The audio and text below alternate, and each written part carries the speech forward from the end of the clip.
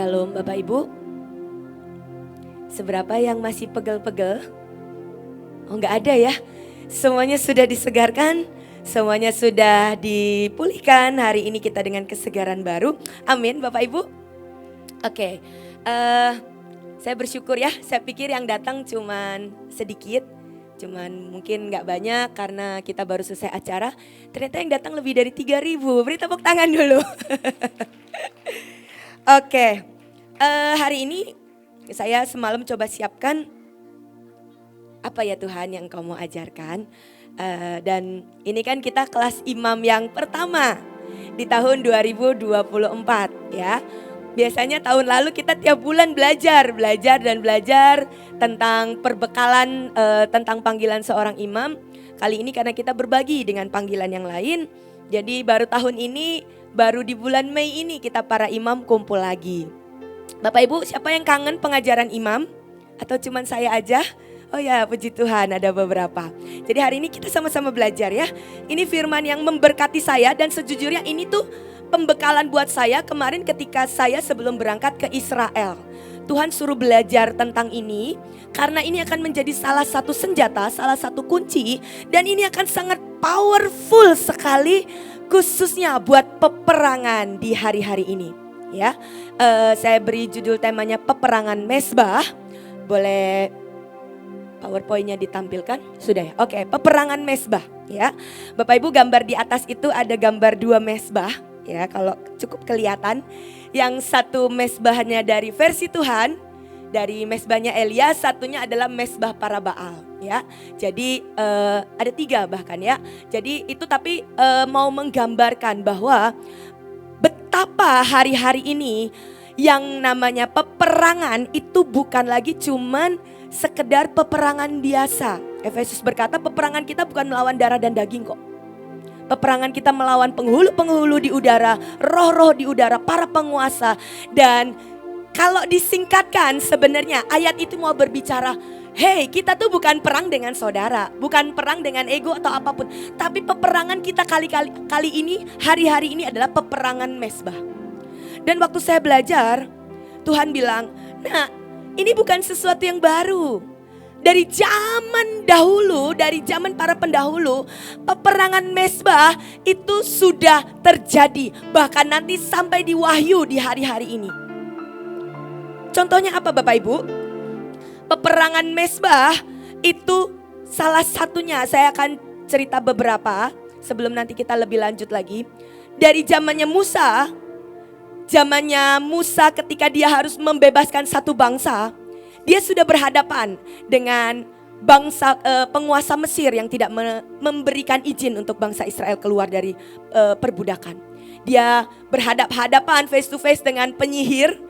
Kalau di Perjanjian Baru dicatat namanya Yanes dan Yambres. Ya, itu 2. Kalau yang udah nonton film Musa pasti tahu. Dia dari pihak Mesir itu juga ada imam penyihir. Dari pihak bangsa Israel Tuhan bangkitkan Musa dan berhadap-hadapan, harus peperangan real. Peperangan mezbah yang real. Hari itu Musa bisa mengubah tongkat menjadi ular. Penyihir yang sama juga bisa mengubah tongkat jadi ular. Tapi yang membedakan ular yang dari tongkatnya Musa itu menelan dari ular yang dari pihaknya musuh. Dalam artian seperti ini. Mezbah yang kita lakukan itu jadi senjata. Tapi iblis juga punya mezbah. Dia bikin bencana alam, dia bikin korban kecelakaan, dia menelan banyak anak muda dengan segala macam hal. Tapi kalau mezbah kita benar-benar tepat, ujungnya pasti yang dari pihak Tuhan itu yang akan menang. Dan hari itu ular yang dari tongkatnya Musa itu menelan yang dari penyihir yang dari Yanes dan Yambres itu. Dan hari itu terjadi demikian, dari tulah 1, tulah 2 dan sekian, akhirnya bangsa Israel boleh lepas dari perbudakan. Peperangan mezbah yang terjadi apalagi? Peperangannya Elia dengan nabi-nabi Baal. Hari itu semua sudah tahu ceritanya, Bapak Ibu sudah tahu ceritanya. Elia bikin mezbah dengan semua profetik yang sangat tepat dan akurat. Para Baal juga bikin mesbah. Jadi hari itu 2 mesbah benar-benar dikerjakan. Para Baal mencoba melakukan mendirikan mesbah dengan menoreh-norehnya, berjingkrak-jingkrak memanggil Tuhan menurunkan api. Tidak terjadi hari itu. Hari itu kita tahu singkat ceritanya ketika Elia benar-benar menyerukan, memanggil nama Tuhan dan meneriakkan perjanjian. Dan hari itu Tuhan menurunkan api dan peperangan mesbah hari itu dimenangkan oleh Elia yang menyembah Tuhan semesta alam. Mesbah siapa yang menang? Itu yang menentukan siapa yang akan berkuasa di daerah itu.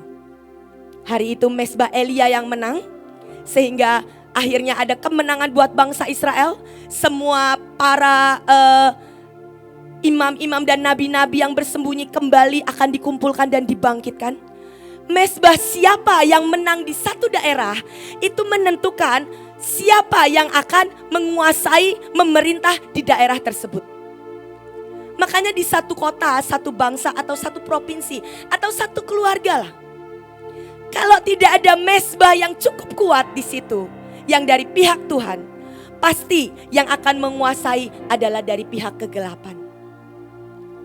Kalau tidak ada gereja yang cukup kuat bikin mesbah di satu kota atau satu provinsi, pasti yang akan menang adalah mesbah kegelapan. Kalau tidak ada mesbah yang cukup kuat untuk satu bangsa, ini peperangan mesbah. Hanya yang menang yang akan menduduki dan berkuasa. Bagaimana dengan kota Bapak Ibu? Atau keluarga Bapak Ibu? Mesbah siapa yang menang? Mesbahmu sebagai anak-anak Tuhan? Atau kemarahan demi kemarahan, pertikaian, perselisihan, sehingga roh Tuhan tidak pernah bisa berkuasa, roh Tuhan tidak pernah bisa berdaulat di satu tempat, atau di satu keluarga, atau di satu negara, atau satu bangsa. Peperangan mesbah yang selanjutnya, ini ceritanya cukup seru di 1 Samuel 5 ayat 1-3. Tabut Tuhan di tanah orang Filistin. Sesudah orang Filistin merampas tabut Allah, maka mereka membawanya dari Ebenezer ke Asdod. Orang Filistin mengambil tabut Allah itu, dibawanya masuk ke kuil Dagon dan diletakkannya di sisi Dagon. Jadi ini tabut Allah berhasil dirampas, dan dari pihak bangsa Filistin itu, bangsa yang menyembah roh Dagon, Baal Dagon, itu menaruh tabut Tuhan face to face dengan Baal mereka. Ini juga peperangan mesbah Bapak Ibu. Dan hari itu, hari pertama ketika tabut Tuhan face to face dengan Baal, dengan sesembahan bangsa Israel, ayat yang ketiga, ketika orang-orang Asdod bangun pagi-pagi pada keesokan harinya, tampaklah Dagon terjatuh dengan mukanya ke tanah seperti menghadap ke tabut Tuhan, di hadapan tabut Tuhan. Lalu mereka mengambil Dagon itu dan mengembalikan ke tempatnya. Masih ngeyel, peperangan ronde 1 udah kalah sebenarnya. Masih ngeyel, dibangunkan lagi Dagonnya, ditaruh kembali, dan itu kembali terjadi yang ajaib. Ayat yang keempat. Tetapi ketika keesokan harinya mereka bangun pagi-pagi, tampaklah Dagon terjatuh dengan mukanya ke tanah, bukan cuma jatuh di hadapan tabut Tuhan, tetapi kepala Dagon dan kedua belah tangannya terpenggal, terputus, terpelanting ke ambang pintu, hanya badan Dagon itu yang masih tertinggal. Peperangan mesbah itu seringkali gak cuma satu babak Bapak Ibu. Seringkali itu babak demi babak itu harus terjadi. Tapi firman ini mencatat dengan sangat jelas, jangan pernah takut untuk engkau mengalami peperangan demi peperangan, karena kalau Tuhan di pihakmu, kalau hadirat Tuhan bersamamu, kemenangan itu akan selalu lebih dahsyat dari sebelumnya. Ngomong ke sebelahnya, peperangan kita akan selalu mengalami kemenangan yang lebih dahsyat. Hari yang pertama cuma terpelanting, nggak ada yang putus. Hari kedua kepala putus, tangan putus, terbanting, terpelanting sampai ke ujung pintu. Itu kenapa Kita itu gak pernah berhenti bikin acara. Mungkin sebagian waktu dengar 17 Mei kemarin, Bu, belum genep sebulan loh acara PRJ. Mana kita harus pergi ke Israel lagi? Mana kita harus nyelesain 10.000 di provinsi? Ini kayak kejar-kejaran. Babak demi babak, babak 1, babak 2, babak 3. Tapi ini peperangan mezbah Bapak Ibu. Setiap kali engkau mengerti, menggendong hati Tuhan, kemenangan kita selalu pasti lebih besar dari sebelumnya. Makanya jangan pernah mengerjakan apapun tanpa hati Tuhan. Kemenangan kita harus terus makin gilang gemilang. Amin Bapak Ibu. Peperangan yang mezbah yang selanjutnya yang kita semua udah tahu. Karya salib dengan semua maut dan dunia kematian dan semua dosa. Itu mezbah yang terbaik, terajaib, terdahsyat sepanjang masa. Hari itu Tuhan sebagai domba yang tidak bercacat memberi dirinya di atas mezbah. Di saat semua tuntutan dunia orang mati ingin menuntut semua manusia yang berdosa harus binasa. Sekali lagi peperangan mezbah itu dimenangkan oleh domba, anak domba Allah di atas kayu salib. Kita tiba di peperangan mezbah yang kita sedang alami hari-hari ini. Kita pasukan terdahsyat, gereja Tuhan, dan kita harus berhadap-hadapan, mezbah kita berhadap-hadapan dengan semua cawan dan mezbah pembinasa keji. Makanya Bapak Ibu jangan terlalu berkecil hati ketika kita selalu diajak perang. Mari kita tahan virus, mari kita tahan perang dunia ketiga. Mungkin dalam hati kecil berkata begini, siapa saya nahan perang dunia? Siapa saya bisa menghentikan perang di Israel?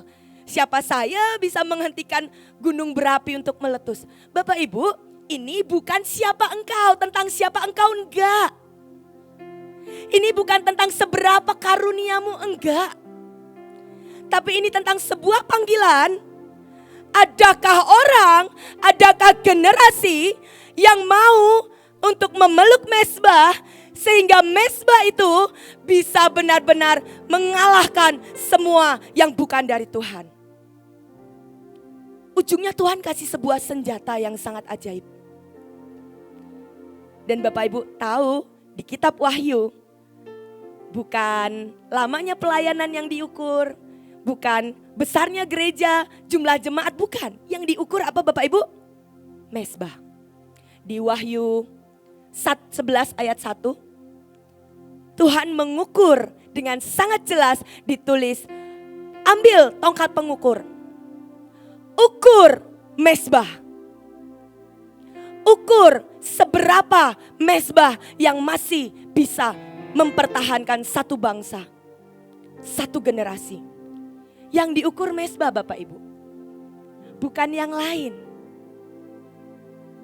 Senjata yang paling ajaib di akhir zaman cuman kecapi dan mezbah. Pegang itu erat-erat. Selama hidupmu masih punya sebuah roh yang bisa menyembah dalam segala kondisi. Selama hidupmu tidak pernah takut memeluk mezbah, engkau pasti dijamin akan menyelesaikan semuanya dengan ajaib sampai puncak. Kecapi dan mezbah. Banyak anak-anak Tuhan sekali lagi agak alergi ya dengar kata mezbah. Tapi semenjak saya dibukakan ini, buat saya ini sebuah senjata rahasia. Ini sebuah senjata yang sangat powerful dan ajaib.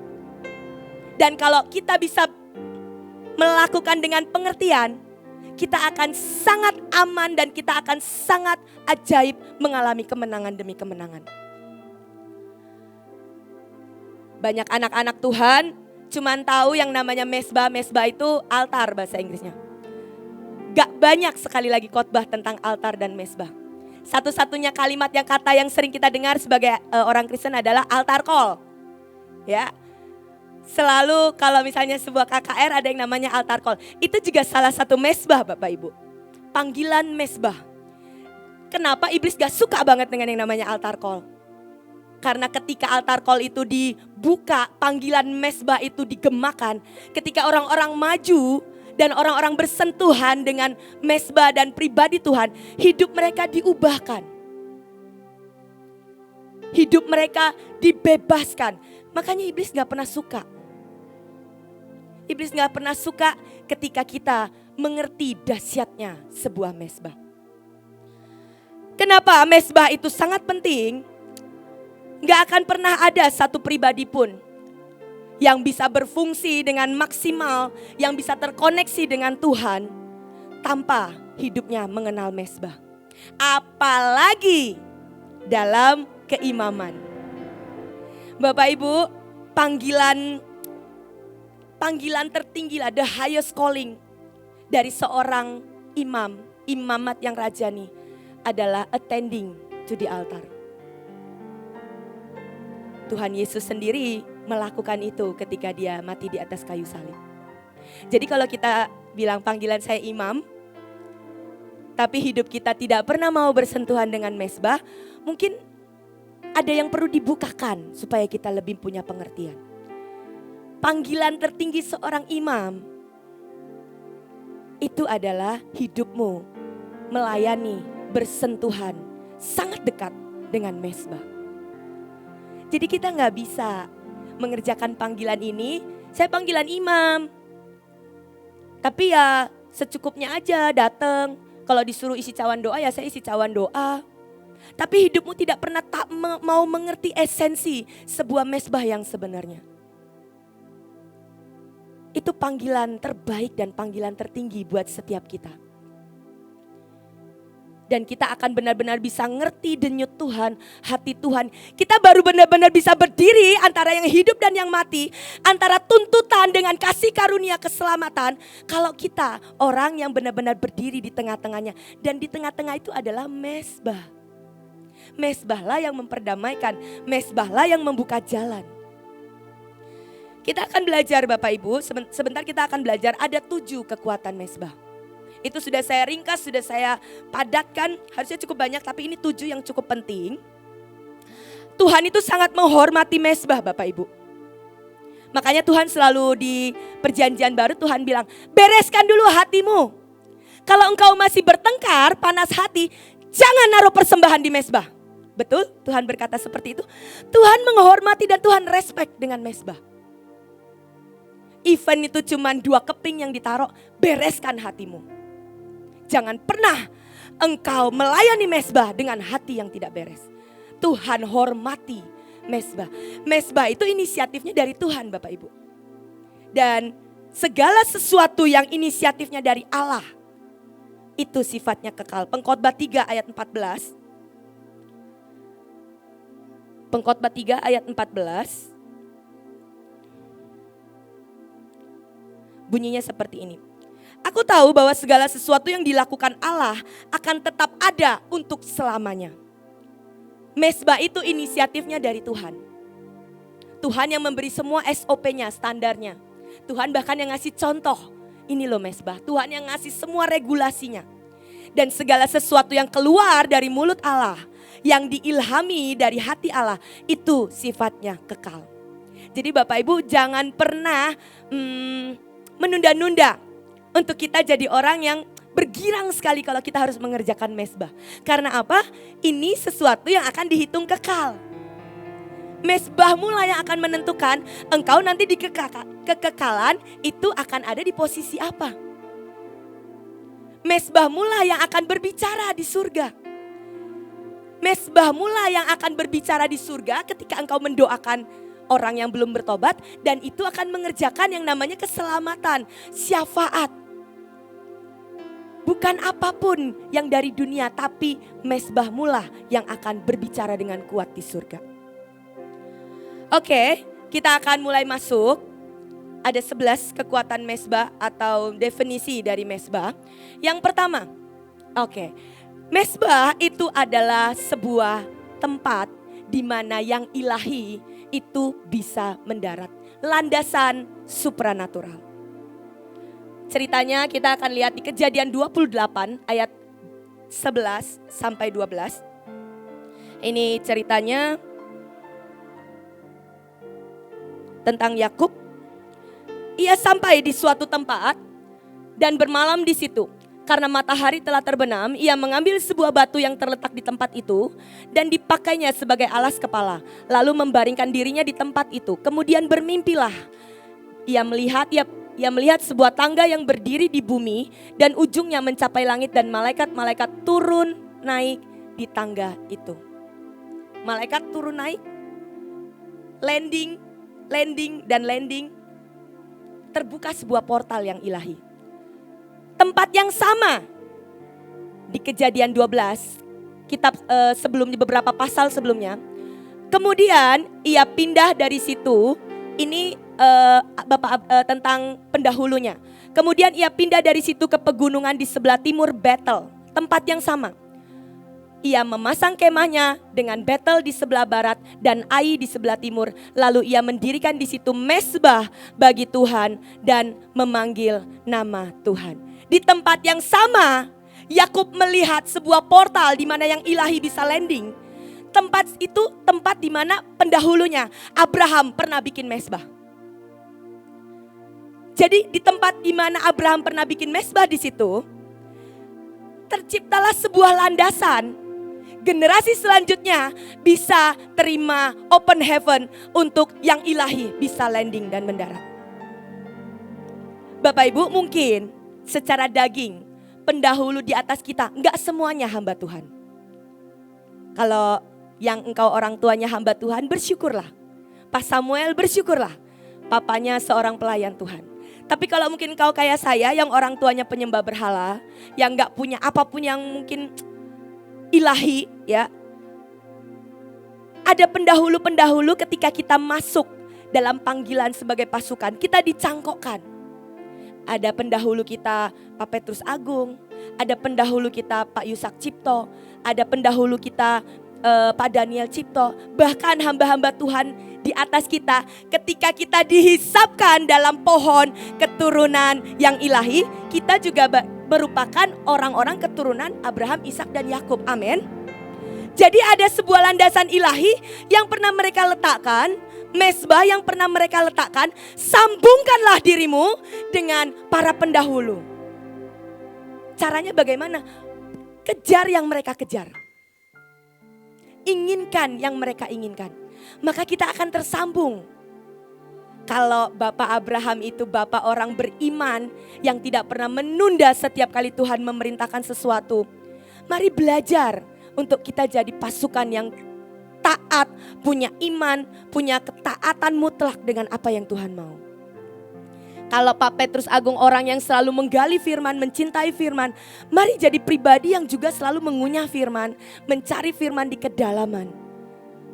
Akan ada sambungan yang membuat kita bisa terima berkat dari para pendahulu yang sudah punya mezbah. Jadi sebuah mezbah itu adalah sebuah landasan supranatural di mana yang ilahi itu bisa mendarat dan dilanjutkan. Itu yang pertama. Yang kedua, mezbah itu adalah sebuah sumber kekuatan atau sumber sebuah ledakan. An altar is a power station. 1 Raja-Raja 18 ayat 36, ini cerita yang tadi tentang Elia. Kemudian pada waktu mempersembahkan korban petang, tampillah Nabi Elia dan berkata, "Ya Tuhan Allah Abraham." Dia panggil pendahulunya, dia sebut perjanjiannya. Allah Abraham, Ishak dan Israel. Pada hari ini biarlah diketahui orang bahwa engkaulah Allah di tengah-tengah Israel. Dan bahwa aku ini hambamu. Dan bahwa atas firmanmu lah aku melakukan segala perkara ini. Atas firman, atas perjanjian, atas mezbah, aku melakukan semuanya ini. Di Alkitab yang sama mencatat, Elia adalah orang biasa. Enggak dicatat Elia adalah manusia setengah dewa, enggak. Elia adalah manusia biasa. Tapi dia bisa menurunkan api. Dia bisa menurunkan sebuah api yang dahsyat. Dan mezbah dan korban itu bisa disambar dengan semua kemuliaan. Dalam satu mezbah yang dimana dia sebut itu nama para pahlawan iman, nama Allah Abraham, Ishak dan Yakub. Ada kekuatan yang dahsyat, ada sambaran api yang bisa diturunkan karena sebuah mezbah. Dia tidak menurunkan api tanpa dia mempersiapkan apapun. Dia taruh itu air sekian gayung, itu korban. Dia taruh itu susun batu, lambang 12 suku. Dia mau panggil benar-benar Allah yang disembah oleh Allah Abraham, Ishak dan Yakub. Allah yang disembah, atas firmanlah aku mengangkat mezbah ini. Mezbah itu punya kekuatan yang sangat ajaib. Even kita cuman manusia biasa, ketika kita hidup bersentuhan dengan mezbah yang tepat, bahkan mezbah itu dampaknya satu bangsa. Itu keajaiban sebuah mezbah. Selanjutnya, yang ketiga. Nah, saya sangat suka ini. Mezbah adalah tempat yang dikuduskan. Mezbah dedicated untuk Tuhan. Bapak Ibu pernah nggak pergi ke satu toko kain ya? Ini paling sering kita penari sering ke toko kain. Yang menjual kainnya mungkin dari kepercayaan yang lain dan ada altar-altar di situ. Pernah Bapak Ibu? Nah, karena saya sering ke Pasar Baru ya kan, yang jual kain kan rata-rata orang dengan kepercayaan lain. Mereka taruh altar besar-besar di situ, dupa, dan mereka taruh itu pagi dan sore. Mereka itu mungkin kalau di restoran-restoran di tempat kelahiran saya atau mungkin di Kalimantan tertentu, itu mereka taruh juga mezbah versinya mereka. Di keluarga saya juga beberapa ada yang masih pasang mezbah gede-gedean di depan rumah. Mereka sangat bangga dengan mezbahnya. Mereka taruh di tempat khusus, dikasih lampu, dikasih dupa, dikasih nyanyian-nyanyian. Mereka seperti mau berkata, "Hei, bisnisku tergantung mezbahku." Tapi saya lah mungkin pernah seperti itu. Malu dengan ketika kita harus sungguh-sungguh dengan Tuhan. Malu ketika kita harus berlutut buat berdoa aja kita, kalau dilihat orang gimana ya? Saya berharap gak ada lagi pasukan yang malu ketika engkau harus taruh mezbah untuk Tuhan. Tapi kita seringkali malu. Seringkali malu kalau kita dibilang, lu terlalu fanatik.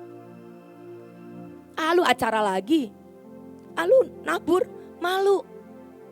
Doa berlutut malu, tersungkur malu, doa nangis malu. Saya berdoa itu tidak ada di tempat ini. Amin Bapak Ibu. Tapi banyak sekali suara demi suara yang mencemooh ketika anak-anak Tuhan meletakkan dan membangun mezbah. Orang-orang dunia aja bisa berkata kok, kalau aku gak ngasih dupa, bisnisku seret nih, macet. Dan mereka gak sembunyiin loh. Mezbah mereka di belakang, pernah lihat kan? Itu ditaruh di depan, kalau bisa deket kasir. Deket kasir kalau bisa, biar semua pengunjungnya bisa melihat. Aku diberkati karena mezbahku. Mereka aja terang-terangan bisa ngomong seperti itu. Tapi kenapa kita malu, kenapa kita takut, kenapa kita tidak pernah bisa bangga dengan mezbah yang Tuhan izinkan untuk kita kerjakan. Mezbah adalah tempat yang dikuduskan, hormati dan respek mezbah yang dikuduskan untuk Tuhan.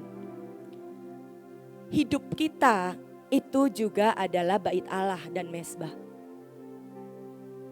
Bisa gak kita mengkhususkan respek Tuhan yang memiliki hidup kita ini? Jangan hari ini sungguh-sungguh dalam Tuhan, tadi doa syafaat sungguh-sungguh. Pulang dari tempat ini mungkin ketemu teman-teman yang dari dunia lagi. Mungkin diajak bergosip mau, diajak ngerokok mau, diajak buat ngomongin orang, diajak buat korupsi mau. Bapak Ibu, kuduskanlah hidup kita. Hidup kita ini bait Allah yang sudah dikuduskan.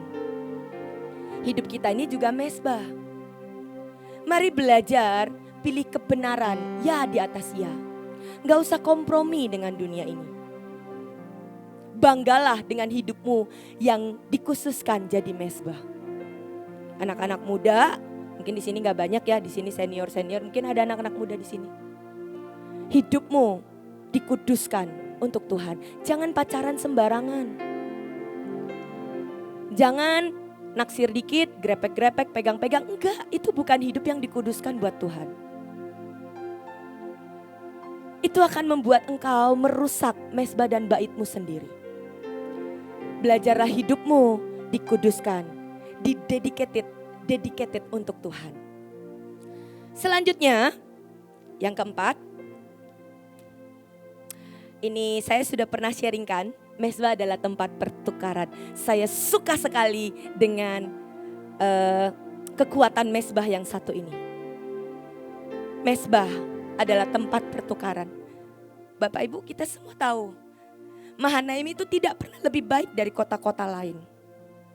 Orang-orangnya lebih brutal, orang-orangnya lebih kasar, orang-orangnya random banget lah. Ya mantan pembunuh ada di sini, mantan pezina ada di sini, mantan pencuri, mantan penggak, semuanya ada di sini. Kita nggak pernah lebih baik dari kota lain. Yang membuat Tuhan memberikan kemuliaan buat Mahanaim, itu karena kita punya mungkin sedikit mezbah. Kita orang-orang yang mau untuk Injil sampai ke jalan. Kita orang-orang yang mau untuk naruh seluruh gaji. Saya waktu itu kan suruh Bapak Ibu nulis ya, mezbah apa yang pernah diletakkan. Banyak banget yang nulis. Saya itu seluruh cuti saya itu habis buat acara Mahanaim. Banyak Bapak Ibu, gak cuma satu. Semua cuti saya itu full untuk acara Mahanaim. Gak pernah dipakai buat jalan-jalan atau berlibur. Semua ada yang tulis THR saya itu buat acara kegerakan demi kegerakan. Waktu libur saya pakai untuk nginjil ke pedalaman. Bapak Ibu, mezbah itu tempat pertukaran. Kalau pernah dengar transaksi ilahi, semua kelemahan kita, semua kecacatan kita, semua kebrengsekan kita, semua keeroran kita. Buat itu jangan jadi alasan untuk kita tidak memeluk mezbah. Tapi justru itu jadi alasan yang kuat. Tuhan, karena aku cacat makanya aku perlu mezbah. Karena aku ini miskin, karena aku ini belum lepas dari kecenderunganku akan seks, akan cinta uang. Aku butuh mezbah Tuhan. Tolongi aku. Sehingga di mezbah ketika aku bersentuhan dengan pribadimu, aku boleh jadi pribadi yang mendekat ke ruang kudus, ruang maha kudus. Dan kalau aku terpapar oleh roh hadiratmu, hidupku akan berbeda. Hidupku akan berbeda. Sejauh yang saya kenal, para pemimpin, orang-orang yang dipakai dengan dahsyat di tempat ini, hidup mereka sangat luar biasa rusak mungkin sebelumnya. Tapi mereka orang-orang yang punya pengalaman perjalanan mezbah demi mezbah dengan Tuhan. Termasuk pemimpin kita juga. Sehingga itu membuat Tuhan melakukan sebuah dealing ilahi. Ketika ibu gak pernah memperdulikan sakitnya ketika Pak Paul harus pulang, Tuhan bilang, baik nak, aku akan berikan perjanjian satu orang itu bisa mengubahkan.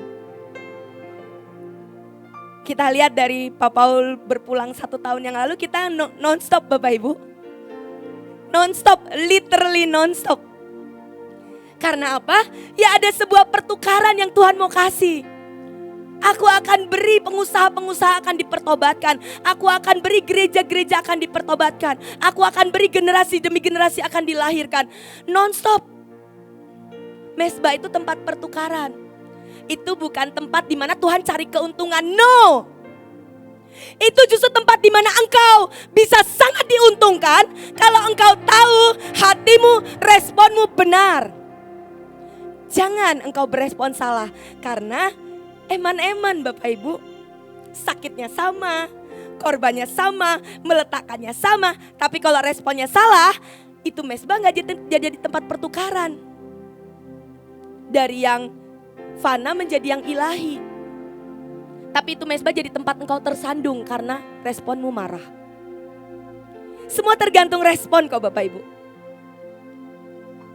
Ada orang yang kehilangan suaminya, marah. Kemarin kami di tenda matahari ya, stand kami itu namanya Chamber of the Sun.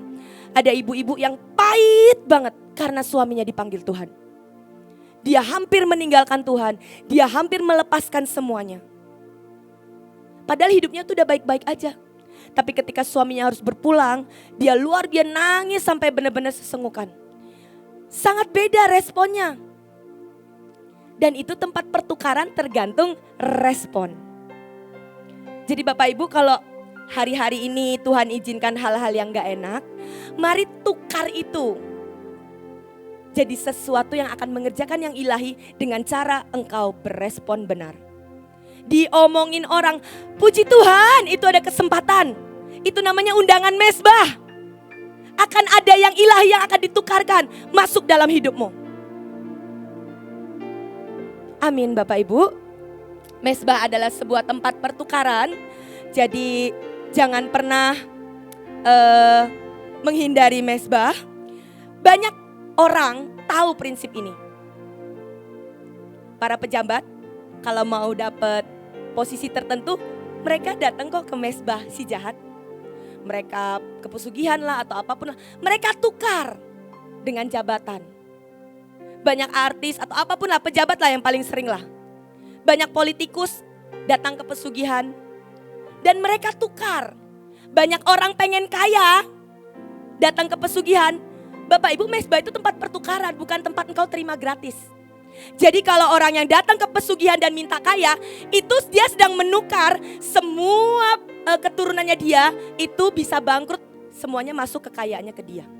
Prinsip itu sudah kita semua udah tahu. Kalau ada satu keluarga yang sangat kaya karena pesugihan, pasti anaknya kadang-kadang ada yang cacat. Pasti nanti ada yang aneh di keluarganya dia.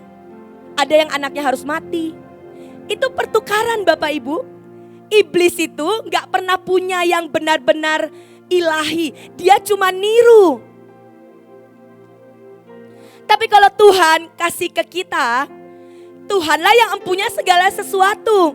Iblis itu cuma nyuri. Dari keturunan setelah keluarga ini dicuri, dikasih ke bapak ini. Nanti anaknya keturunan keberapa itu akan bangkrut. Itu akan miskin, akan cacat, akan mati. Tapi kalau Tuhan gak seperti itu, karena Tuhan bukan pencuri. Tuhanlah yang memiliki segala sesuatu, bumi dengan semua isinya, langit dengan semua isinya. Jadi jangan mau hidupmu ditukar di mesbahnya iblis. Banyak anak muda kok menukar masa mudanya dengan hidup sembarangan. Engkau mungkin terima kenikmatan sebentar, tapi ujungnya engkau harus bayar itu lebih mahal. Mesbah itu tempat pertukaran.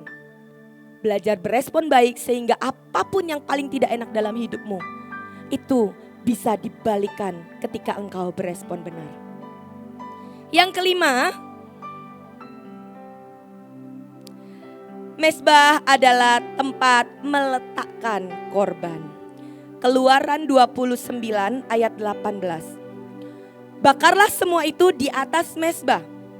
Begitulah cara mempersembahkan korban yang dibakar habis, yang bau harumnya akan menyenangkan bagiku.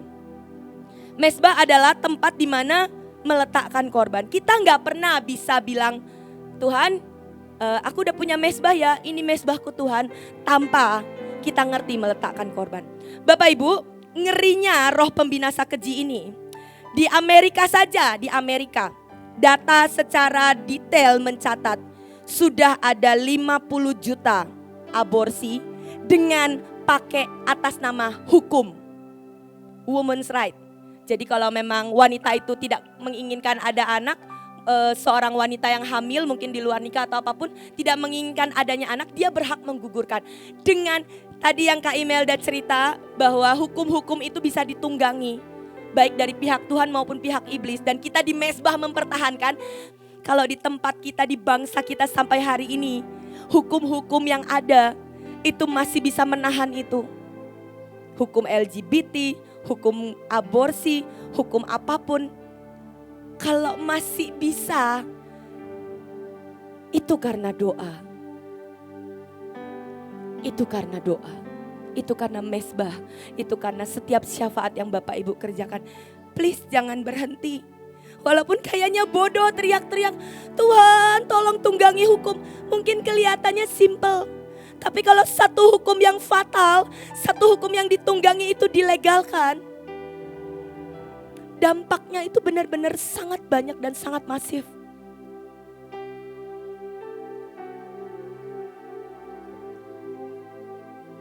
Gak pernah mezbah itu bisa diaktifkan tanpa korban. Dan Tuhan itu bukan Tuhan yang jahat, Bapak Ibu.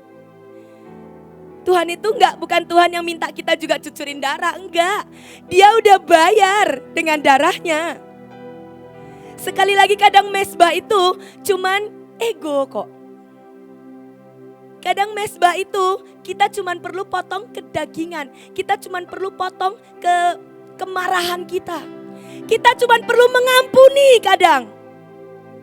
Gak keluar darah, ia berdarah di dalam hati. Susah banget Bu, saya mengampuni. Kita gak harus mencucurkan darah. Kita gak harus mengorbankan daging kita secara fisik. Mungkin kayak kemarin, acara kemarin, pegel-pegel dikit. Pasukan imam bungkus-bungkus anggur, ya mungkin tangannya pegel-pegel dikit. Masih ada salon pas kok harga 5.000. Masih ada tukang pijit. Masih ada tolak angin. Gak perlu sampai harus mengeluarkan darah, gak perlu sampai harus benar-benar berkorban. Ada di sini yang gak tidur 3 kali 24 jam ada? Gak ada kok, masih sempet tidur. Masih sempet kok benar-benar menikmati semua dan semua yang ajaib. Mezbah untuk Tuhan itu gak pernah mahal Bapak Ibu. Kalau kita ngerti kita itu udah dibayar lunas. Bapak Ibu, saya kemarin iseng ngitung. Dari satu kasus korupsi saja uangnya. Jadi kemarin kita ngobrol, acara kemarin tuh habis berapa Bu? Gitu, ada yang nanya. Habisnya sekitar kurang lebih plus termasuk taburan-taburan ya. Bapak Ibu di sini yang nabur, baik itu uang, baik itu makanan. Terima kasih sekali. Itu habisnya acara kemarin 20 sekian ribu orang itu habisnya. Bapak Ibu, kalau dari satu dana kasus korupsi 271 triliun itu bisa bikin berapa acara KKR Bright and Bloom? Bisa bikin 180.000 kali. Dan kalau kita mau bagi itu tiap hari bikin Bright and Bloom selama setahun, itu uangnya baru habis 500 tahun. Saya sampai ketawa. Ampun ya Tuhan, saya dengar kata 1,5 M, gede banget ya. Terus Tuhan bilang, dari satu dana korupsi aja, belum lagi dari dana narkoba, belum lagi dari dana apapun yang lain. Dari satu kasus dana korupsi, engkau bisa KKR Bright and Bloom 500 tahun gak habis-habis. Usia kita aja gak segitu. Bisa bikin tuh dari ujung Papua sampai Sumatera, tiap hari KKR Bright and Bloom, tiap hari. Koyoknya belum lepas, kita harus doling lagi. Tolak anginnya belum ketelan, kita harus bahasa roh lagi. 500 tahun. Dan Tuhan bilang, itu tidak pernah mahal. Kalau mezbah buat Tuhan, itu gak pernah mahal nak. Saya sampai bilang, Tuhan ampuni kami. Kadang wadah kami itu terlalu kecil. Kurang tidur 1 hari aja udah ngeluh. Ampuni kami Tuhan. Bisa gak sih hati kita itu bangga? Bisa gak sih kita itu kagum dengan cara Tuhan mempercayakan ke kita? Dan kalau dana korupsi tadi itu dipakai buat ke Israel, kita bisa 100.000 kali ke Israel. Bapak Ibu boleh berangkat peperangan Israel itu bukan jalan-jalan Bapak Ibu. Kita benar-benar di boro-boro jalan-jalan. Berangkat jam 3 pagi, pulang jam 9 malam. Boro-boro jalan-jalan Bapak Ibu. Itu adalah peperangan benar-benar level bangsa-bangsa menahan kesesakan besar. Kita bisa 100.000 kali ke Israel. Saya juga iseng lagi, kalau ke Papua Tuhan, wah ke Papua kamu bisa 2 juta kali ke Papua. Sekali ke Papua kan cuma 200 juta. Cuman ya, kamu bisa 2 juta kali. Bolak-balik mau ke pedalaman, kamu mau makan siang di Manokwari tempat Pak Sem, sorenya kamu ke Jayapura, kamu bisa foya-foya. Iya ya Tuhan ya, sebenarnya kecil ya Tuhan ya. Itu cuma 1 dana korupsi. 1 kasus, belum yang lain-lain. Jadi tidak pernah, camkan itu, tidak pernah ada yang terlalu mahal untuk diletakkan di atas mezbah. Even itu perasaanmu, masa depanmu, harga dirimu.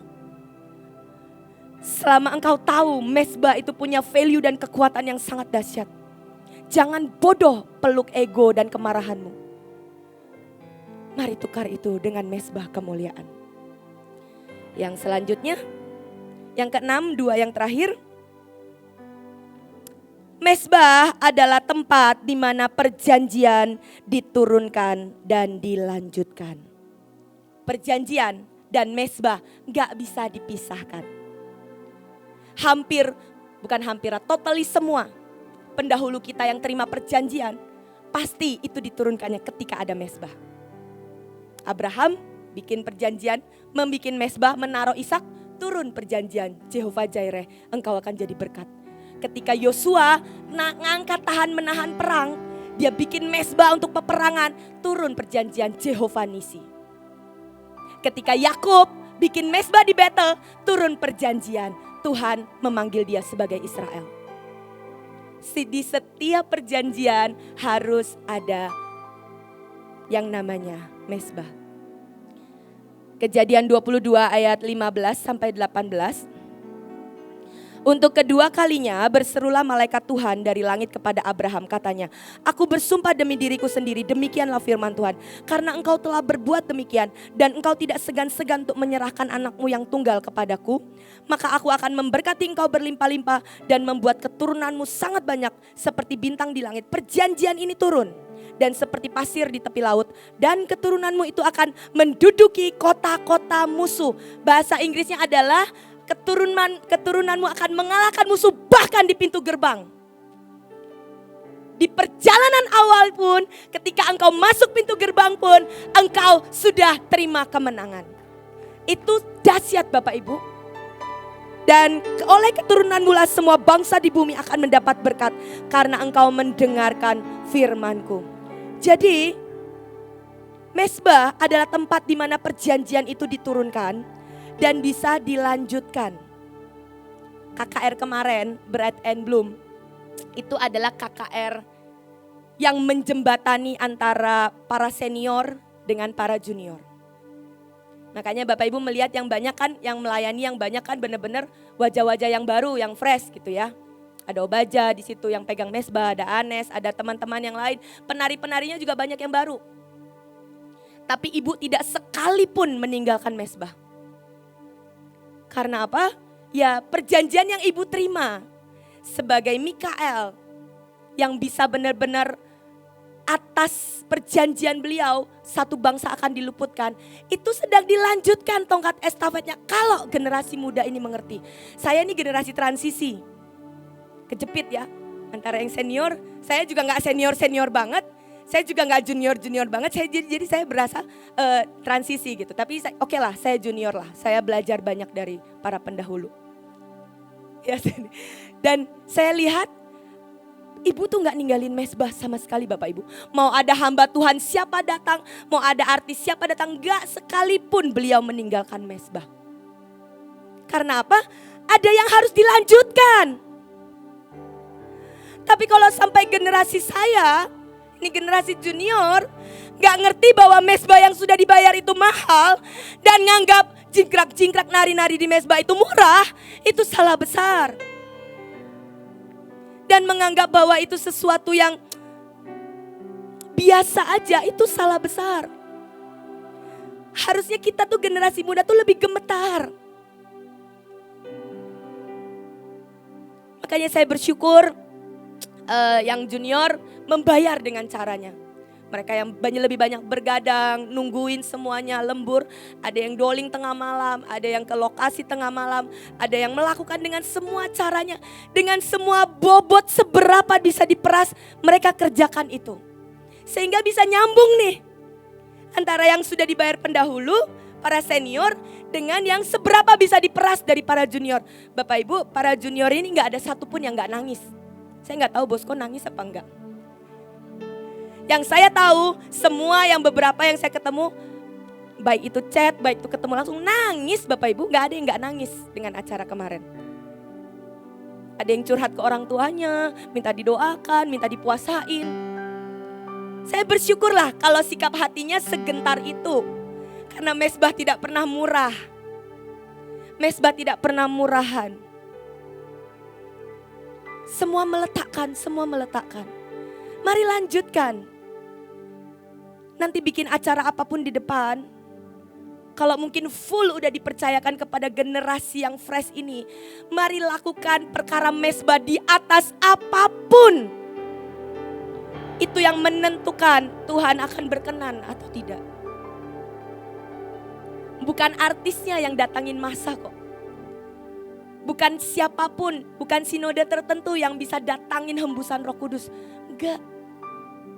Semuanya itu hanya bisa landing di atas seberapa mesbah yang kita letakkan. Ketika kita ucap syukur kemarin selesai acara, mesbah tuh udah penuh, saya udah gak bisa naik. Saya di belakang mesbah, ibu ucap syukur, ibu serahkan semuanya ke Tuhan. Dan saya cuma bisa nangis. Saya bilang, Tuhan, terima kasih kalau Engkau mau mempercayakan ini. Kami ini generasi muda dengan anggur muda yang mungkin bobotnya gak akan pernah nyampe levelmu. Tapi jangan pernah berhenti percayakan ini kepada kami. Dan saya bilang, Tuhan, terima kasih. Ada satu kalimat ibu bilang, Tuhan, ajari kami ini semua generasi untuk ngerti memeluk mesbah. Ada kalimat ibu berkata seperti itu. Dan saya bilang, iya Tuhan. Nanti ke depan mau ada acara apapun, mungkin cuma doa 24 jam. Angkat itu sebagai sebuah kebahagiaan, kebanggaan untuk kau meletakkan mesbah. Saya itu punya sebuah tekad sendirilah. Acara apapun, kalau kita dapat sesi 1 jam atau 2 jam, saya pengen selalu ada yang Tuhan bisa nikmati. Makanya mau gimana pun juga kadang-kadang ya diusahakan ada sesuatu yang dibagi atau ada sesuatu senjata yang baru. Karena Tuhan layak. Tuhan sangat layak. Jangan kasih yang biasa, jangan kasih yang sudah periode-periode kemarin. Kasih yang fresh, kasih yang baru.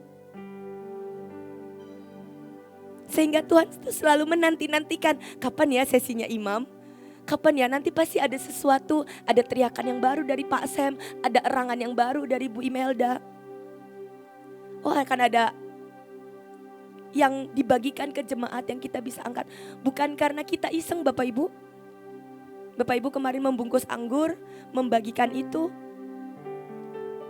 Biar Tuhan tuh selalu exciting gitu setiap kali menunggu panggilan demi panggilan. Yang terakhir, mesbah adalah sebuah spiritual platform, sebuah pijakan di mana yang di roh itu bisa mendarat, termasuk juga baik itu pihak Tuhan, pihak malaikat maupun pihak iblis. Ada satu cerita di Lukas 1 ayat 11. Lukas 1 ayat 11. Maka tampaklah kepada Zakaria seorang malaikat Tuhan berdiri di sebelah kanan mesbah pembakaran ukupan. Dan di Kejadian 12 ayat 7, ketika Tuhan menampakkan diri kepada Abraham dan berfirman, aku akan memberikan negeri ini kepada keturunanmu, maka didirikanlah di situ mesbah bagi Tuhan yang telah menampakkan diri kepadanya. Bapak Ibu, mesbah itu adalah tempat pijakan. Baik yang dari pihak Tuhan, baik yang dari pihak malaikat, termasuk juga dari yang pihak iblis. Saya mau cerita ya yang kesaksian yang dari saya. Saya itu kan lahir dari keluarga yang belum percaya Tuhan. Jadi keluarga saya berkeyakinan yang lain, terbiasa pergi untuk sembayang, pergi ke peramal dan segala macam. Saya nggak tahu lah, mama saya pernah bawa saya untuk ngapain lah di ramal atau ngapain. Saya itu lahir di penanggalannya orang Tionghoa, itu lahir persis di tanggal di mana roh-roh yang lapar itu keluar. Semua roh yang lapar yang dikurung mungkin bersekian waktu itu dikeluarkan. Saya lahir di malam itu. Dan saya nggak tahu, itu jadi sebuah pijakan yang sangat jelek dalam hidup saya. Jadi dalam segala hal dalam hidup saya itu selalu rakus. Bener-bener real, saya itu kalau makan nasi padang 3 tuh gak kenyang Bapak Ibu. Ya membuka aib lah ya. Itu bukan kebanggaan. Dan saya gak pernah gendut. Tetap 49 kilo makan nasi padang, habis itu masih jajan. Dan saya itu orangnya gak pernah puas, jadinya selalu rakus. Bapak Ibu jangan mau kayak saya ya. Ini saya juga mau bully dia makan banyak gak gendut, enggak. Saya benar-benar sangat kurus. Mau makan gak pernah cukup 1 porsi. Termasuk juga yang lain. Beli alat sekolah, beli tas, beli apapun, beli tas sekolah. Gak pernah cukup, padahal gak semuanya kepake. Jadi ada sebuah kelaparan, ada sebuah kerakusan. Karena apa? Ya ada sebuah pijakan dalam hidup saya. Saya gak tahu mungkin orang tua saya pernah apalah bawa saya ke peramal atau gimana. Sehingga saya lahir persis di tanggal dimana roh-roh yang kelaparan itu keluar. Saya berurusan dengan pijakan ini Bapak Ibu. Wah gak bisa nih, saya lapar cinta, saya lapar dengan semuanya, lapar jasmani, lapar di jiwa. Saya benar-benar harus membereskan ini. Dan saya bilang, saya sudah lahir baru, saya tanya Tuhan, Tuhan ini gimana ya, pijakan ini saya harus beresin. Tuhan bilang, kamu puasa. Kamu puasa berapa lama Tuhan? 1 tahun.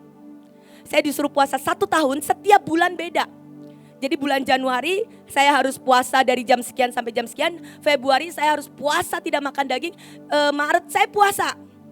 Dan ajaibnya setelah 1 tahun saya tuh benar-benar berasa itu benar-benar diputuskan. Semua pijakan tuh benar-benar kayak dibereskan. Sekarang saya makan 1 bungkus nasi padang, berat saya nambah Bapak Ibu.